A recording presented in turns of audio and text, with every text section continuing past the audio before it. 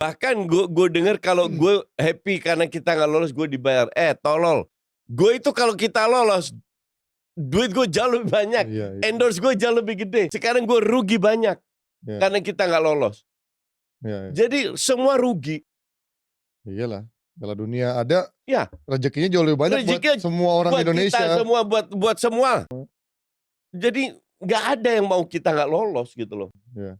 Realitanya nggak lolos karena tim ini dipegang oleh yang gue pertanyakan sebenarnya. Apakah dalam keputusan pergantian pemain ini Pasto terlibat atau enggak? Atau dia mau Murni Kluivert mau show off gitu di show off, sana. ya. Nah ini kita nggak tahu. Kalau itu yang terjadi, kalau ini benar-benar keputusan oleh 2 orang, ya mungkin Pastore out juga.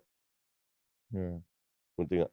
Tapi kalau ini murni Kluivert sendiri, ya gue rasa posisi dia udah nggak bisa dipertahankan lagi. Nah yang gue tunggu adalah tindakan berikutnya dari Pak ET atau PSSI.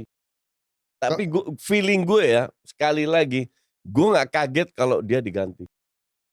Gue sih kemarin sempat ditanya di acara Padel itu kan sama di JMTV, gue bilang, ya gue untuk ngomongin fairness jelas ada hukuman, ada evaluasi yang harus diberikan. Karena kita bilang kalau misalkan gagal, ya ini perjudian yang salah, kita akan menunjuk ET. Menurut gue dia harus berubah, dia harus melakukan tanggung jawab jelas gitu kan, bukan nunjuk ke sana sini menurut gue sekarang. Nah, fairness-nya menurut gue kalau ET-nya mungkin nggak mundur atau misalkan, ya gue juga nggak tahu kalau ET mundur, gue nggak tahu siapa yang bisa menggantikan peran dia gitu karena secara kalau orang bilang mungkin ada yang bilang nama Ratu Tisha atau siapa, secara teknis mungkin dia bisa dalam sisi sepak bolanya, tapi apakah untuk soal lobby-lobbynya, soal untuk memanggil investornya, apakah ada yang bisa sekuat ET? Karena kan sejak ET datang sebenarnya dari sisi uang masuknya investornya tuh cukup banyak kan gitu, termasuk yang dari ya walaupun juga Air Force sebenarnya juga ada kontroversi lah, cuman menurut gua tuh dari sisi komersialnya tuh lebih naik menurut gua. Nah,